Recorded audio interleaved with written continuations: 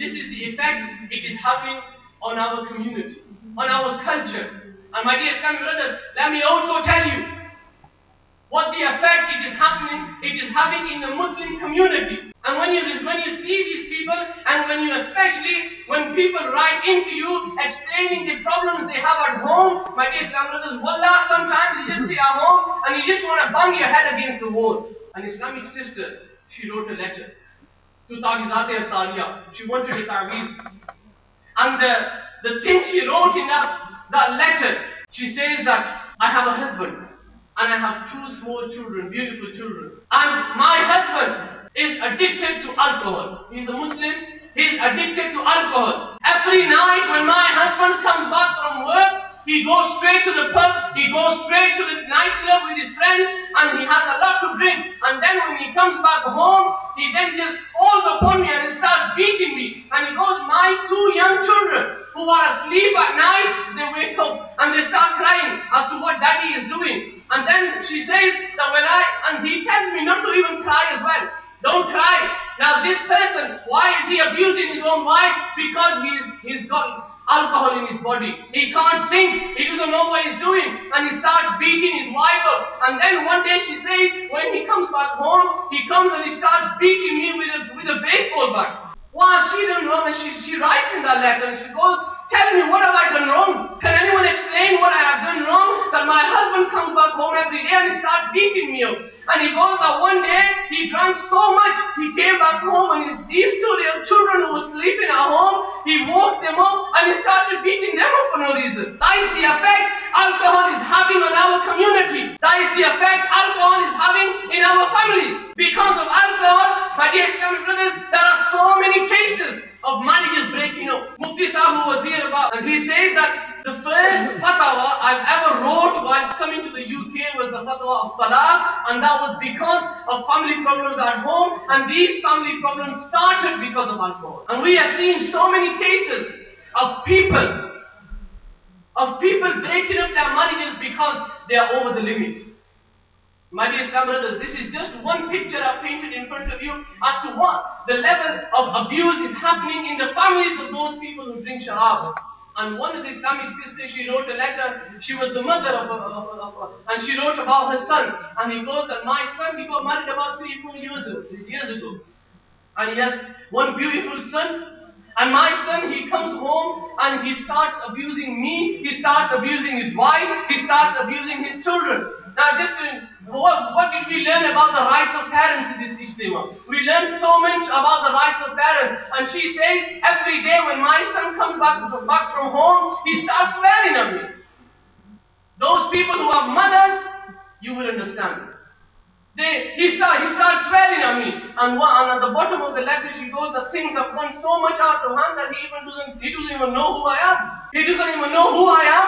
And then he starts beating me up as well. Because of alcohol, this is what is happening. And we see that so much, this is getting so common in our community. Yeah, we are not doing anything. We are not helping these people. These people are crying out to help you. This Islamic sister who wrote a letter, she's crying out to me and you, all of us, to please help her. And what kind of Muslims are we that we can't even help our sister? These two young children who their father beats up every day because he's above the alcohol limits, these two children are crying out to me and you, please help me. Who is there to help them? Because we don't know anything. We just want to stay at home, we want to come to the masjid, offer our salah, and that is we go back home. I am a namazi, I am a haji, I don't care what people are thinking. Listen carefully, there is no mind your own business culture in Islam. If an Islamic brother, if he is doing something wrong, it is my duty, it is your duty to rectify him. Because if we don't rectify him, and if he dies in that state, on the day of judgment, we could be the ones standing in the court of Allah Azza wa Jal and answering him. My dear Islamic brothers, be part of a group. Be part of Dawat-e-Islami. Because this is what the mission of Dawat-e-Islami is. And then, my dear Islam brothers, if you have any sympathy for that mother, who wrote a letter about her son, this is just the tip of the iceberg, I'm telling you. There are so many cases like that out there. My dear Islam brothers, please help these Islamic sisters, help these young children to rectify their parents, to rectify their path, inshallah. The other thing which was mentioned in that story was smoking. I had a father coming to me and he says, can you tell my son not to smoke? He's only 14 years old and he starts smoking. Can you tell him smoking is bad for your health? The first question I asked him, do you smoke? Yeah, I smoke because I'm old now. I'm old enough and I can think for myself. Well, I don't think you can think for yourself because you don't know the harms of smoking. And how can you tell your son not to smoke when the father is smoking 40, 45 cigarettes at home every day? Your son is looking at you. You are the role model of your son. Why are our children choosing role models on the streets? Why are our children choosing role models in the nightclubs? We as parents, I am a parent as well, we as parents should be the role models for our children. I am a role model, I must be a role model for my children. Because if I fail to be a role model for my children, then I'm going to have problems. For those brothers who think that smoking is cool, because I have seen, even in the Ijtima, there'll be so many brothers out there wandering and they'll be standing in the streets corners, they'll come for the Ijtima, but they don't have that tawfiq, the willingness to come to the masjid to learn about the deen. Because their intention was that we are here in the Ijtima, we're going to go have some fun, and then we're going to smoke because no one's going to see us. These brothers will be still outside on the street. Oh, my dear Islam brothers, those of you who have managed to come in the masjid, whom Allah Azza wa Jal has given the opportunity to come inside the masjid and to learn about the deen. Let's listen to the harms of smoking. Sharab is haram, alcohol is haram. I am not saying smoking is haram. I'm not saying that. But let's just look at the reasons why we should stop smoking. Today the NHS and the government are spending billions and billions of pounds trying to for people to commit smoking, to quit smoking. But it's not happening. It's not happening. So my dear Islamic brothers, there is one thing which I know, inshallah, I have that feeling in my heart. I know one thing which will, inshallah, stop my brothers who are sick in this Ijtima, that they will stop smoking, and that is the power of Islam. The power of their Iman, which is burning inside their heart. I know for a fact that my brothers will, inshallah, stand up and they will say that I'm going to quit smoking from today. You need that willpower, you need that strength, and that strength, my dear Islam brothers, you will find inside your heart. Let me tell you just about the facts and figures about smoking, and then you can make your decision. Like I said, don't get me wrong, I don't want people saying that we say smoking is haram. I did not say smoking is haram. But my dear Islam brothers, let's think to ourselves. 114,000 people in the UK alone. 114,000 people in the UK alone died because of smoke-related illness. And 42,800 are dying because of smoke-related cancer. Now, smoking, when we have a cigarette in our hand, why do people smoke? If you ask them, why do you smoke?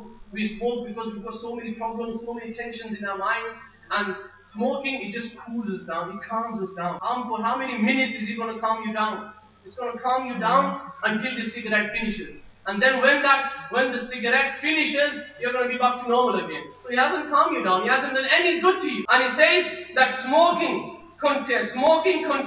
the cigarette contains more than 400 chemicals, and at least 400 of them, it contains 400 toxic substances when you smoke. And when you inhale a cigarette, it burns at 700 degrees, and the tip around that heats up to about 60 degrees, and the heat breaks down the tobacco to produce virus toxins. So what you are doing is you're breathing all them toxic inside yourself and you're breathing them out. So in reality, if you think to yourself, you are breathing all that disease, all that inside yourself, you're killing yourself, and then you're breathing and you're saying, I feel good now. How can you feel good when you have killed yourself? Listen carefully. 3 products are in a cigarette. Number 1, tar. And this substances that causes cancer. Tar, it causes cancer. Number 2, nicotine. And nicotine is that substances which is addictive. People want to smoke again and again. It is because of nicotine they want to smoke again. That is why they say have nicotine patches. If you want to quit smoking, they say get nicotine patches. But they don't work as well. Majority of the people, they say that we started buying nicotine patches, but they haven't worked. The 3rd thing, carbon monoxide. That reduces oxygen in the body. To keep alive, to keep your body functioning properly, you need oxygen. And that smoking, it produces carbon monoxide and it reduces the amount of oxygen inside your body. And another killer which is inside the cigarette, is chronic. And it says about chronic that it inflammates the breathing passage inside itself. It inflammates them. And it says that it causes irritation. And then people